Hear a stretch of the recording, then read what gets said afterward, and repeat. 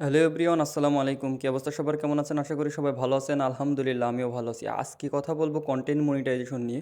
আমি কিভাবে content monetization পাইছি এবং অন্যেরা কিভাবে কন্টেন্ট মনিটাইজেশন পাচ্ছে।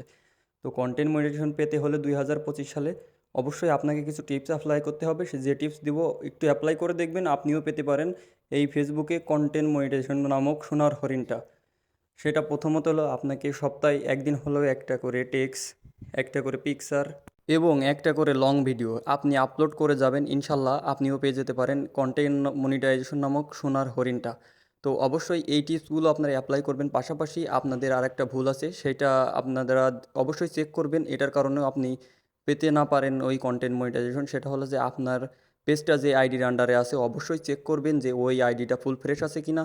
যদি না থাকে অন্য পেজে অ্যাডমিন দিয়ে নেবেন এবং কি আপনারা এই টিপসটা অ্যাপ্লাই করে যান, অবশ্যই সোনার হরিণ নামক এই কন্টেন্ট মনিটাইজেশন আপনাদের কাছে ধরা দিবে। ইনশাল্লাহ ইনশাল্লাহ সবাই ভালো থাকবেন এবং সুস্থ থাকবেন। যদি আমার ভিডিওটা ভালো লাগে অবশ্যই